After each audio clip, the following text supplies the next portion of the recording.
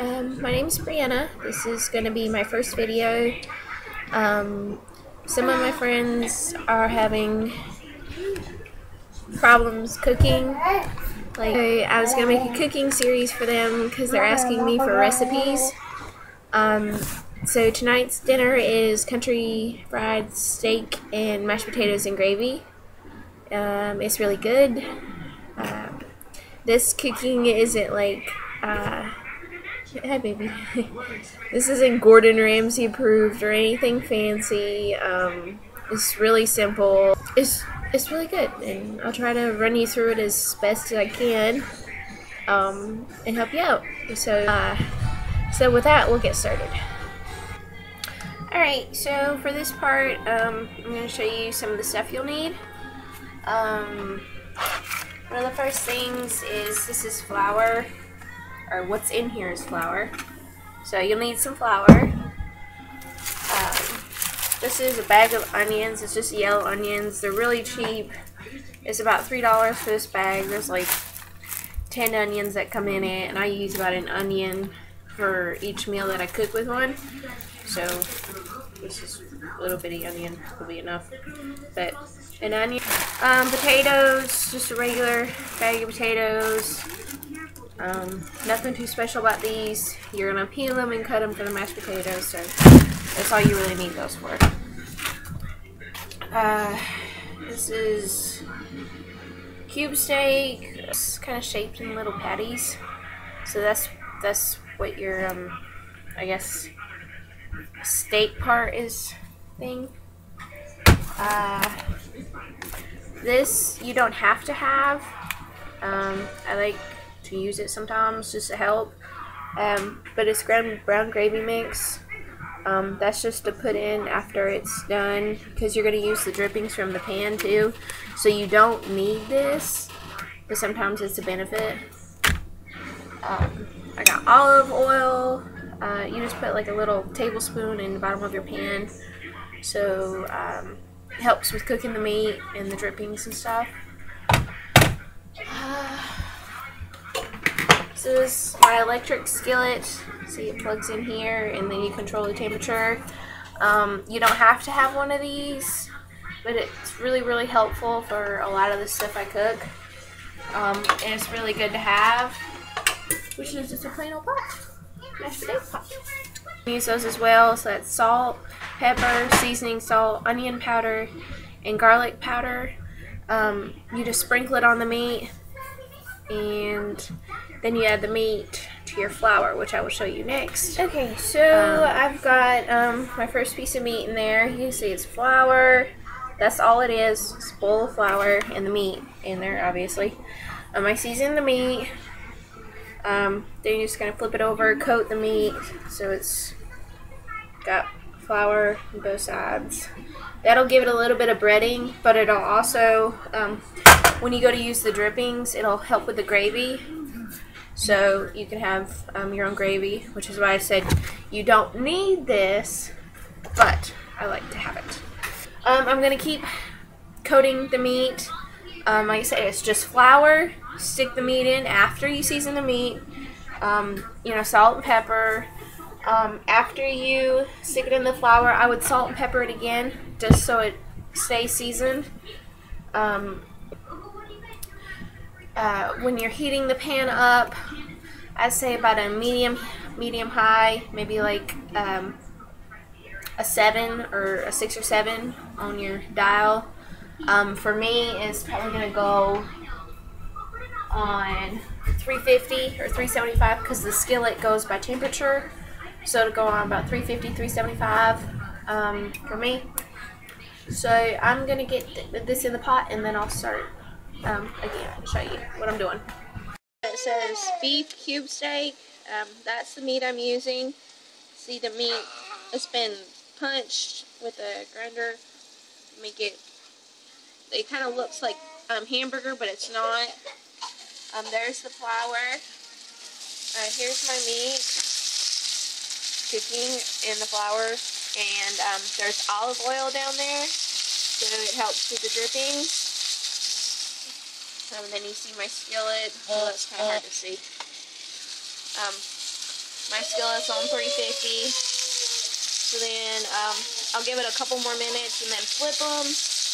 And then add some more meat to it, because obviously I don't have a very big skillet. But give it a couple more minutes and then flip them onto the other side and let them cook on that side. So while I was waiting, my camera's not focused. No, ma'am. I chopped up the onion and added it to the pan to cook with the meat. The onion's going to be in the gravy, so if you don't like onions, it kind of adds to the flavor and it's better for it. No, ma'am. I'm about to start peeling my potatoes and adding them to the pot, and I'm going to boil them. I cut my potatoes into little chunks and then put them in the water. That way they don't take as long to cook. If you have the time, then you can just boil them whole or just cut them in half. But with the bigger pieces they are, the longer it takes to cook, so you have to keep that in mind. So once all the meat gets cooked, you're going to take it out and put it on a plate, as I've done. And add some water to the drippings. And then stir that until you see if you need to add more flour, if there's enough in the pan, like see there's some in my pan. The potatoes are all cut up and in water. You see they're not but little bitty pieces. They're not big, so they won't take long to come to a boil. The stove is on high, so it'll come to a boil faster. Once it's boiling, you can turn it down a little bit because the water will splash. Once it's boiling, add a little salt to the water, and that's just kind of for seasoning taste. It'll also help it cook faster because the salt raises the temperature of the water. When you're checking your potatoes to check for their doneness, when you can insert a fork into the potatoes and it slides off, or when you insert a fork, lift it up, and the potato slides back into the water, that's pretty much when it's done. See, I've still got my meat cooking and the drippings and the onions. These are almost done, and then I'm going to start making the gravy. So, and I'll get back to that. Potatoes are boiling now, so now is when you add a little bit of salt. You don't need much, otherwise you'll have really salty potatoes. But you just leave them on their own. You can stir it a couple times just to make sure they don't stick to the bottom of the pan. As you can see, they're nowhere near being done. They're still really hard. So they've only been boiling for about 2 minutes. But you bring it to like a heavy boil like that, and then turn it down a little bit because the water will splash really high. I've got kids, so I can't, having that now. It just popped me. This, I took all the meat out. Those little pieces right here, that's the drippings from the meat. They just kind of stay in the bottom of the pan. I've added 2 cups of water, so that's what's in there right now. Now it's time to add the gravy mix. Like I said, if you don't have this, it's fine. If you don't have this, you're going to add probably about a tablespoon or so of flour, which I probably will add anyway, because this says only to mix with 1 cup of water, so I'm going to need some more to thicken it up. But you stir that in and get it going. If you do have that gravy mix, then I wouldn't add as much flour, maybe like half a tablespoon. But see, you let it get all nice and thick, and it's going to kind of do that. You want to turn it down just a little bit so you don't burn your gravy, which is actually possible. My husband did it before. So I'm going to get a little bit of flour. Pull that on there. Okay. And then stir it up so the gravy will get nice and thick. You see these little chunks? That's from the flour. If I had done it right, you want to add it to a little bit of water and stir it in a cup first. and then add it to this juice. So you would take the water and put it in a little cup and then add it to the mix because it clumps up like this. So better if you already have it mixed. So now it's going to take me longer to sit here and stir it to get all these clumps to go away. But they will go away. So I've added another half a cup of water to my gravy. I haven't added any more flour, but as you see, all the flour pieces you saw before are pretty much gone. They'll cook down while it's heating. I've turned down the temperature a little bit. You see the onions are softening up. When it finally gets done, you don't really taste the onions in the gravy just because they're cooked so much. When you would add the meat back, we can take our potatoes. When you can't pick any up, that's pretty much a sign that it's done too. See? They're just breaking when I'm picking them. So that means they're ready. See? But here's the meat. See, the flour kind of gave it a little bit of coating. It's kind of hard to show you in camera, but like these little pieces right here, that's from the flour. So you're just going to stick them back in.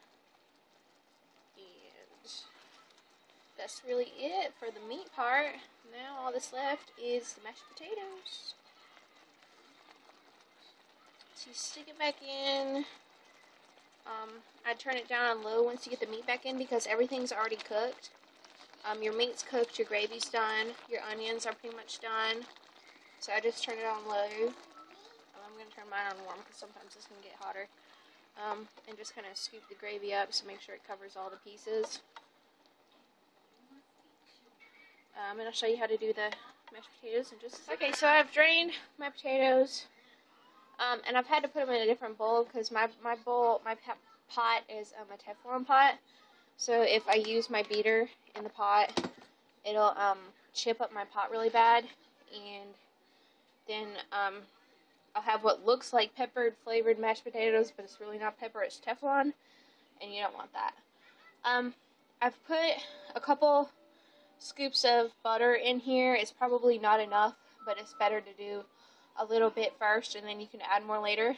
And then maybe probably not even a quarter of a cup of milk down there. But you're just going to use your beater and kind of smush it up first. So you can kind of see the milk down there. Smash it up.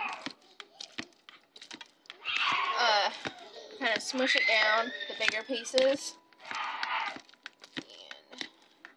And then you'll turn it on here. And go from there. As you can see, it looks really kind of dry right there. That's where you would add more milk. You may not have to, it just depends on how many potatoes you have.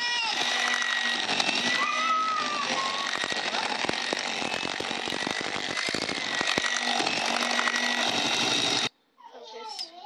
There it goes. Alright, so I added a little bit more milk.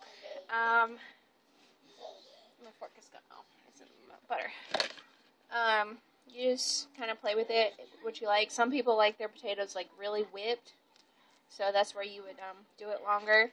I kind of like the little pieces of potatoes in mine, so I don't really do it for that long. It all just depends on what you want to do with it. But looks like it needs a little bit more butter. You just scoop it and add it. And stir. And that's it. And pretty much it's done. You got your mashed potatoes. And then your country fried steak and gravy. So then you just scoop it up. Get some gravy for your mashed potatoes. And you're good to go. Then that's it. You're done. Now all you have to do is clean up your mess.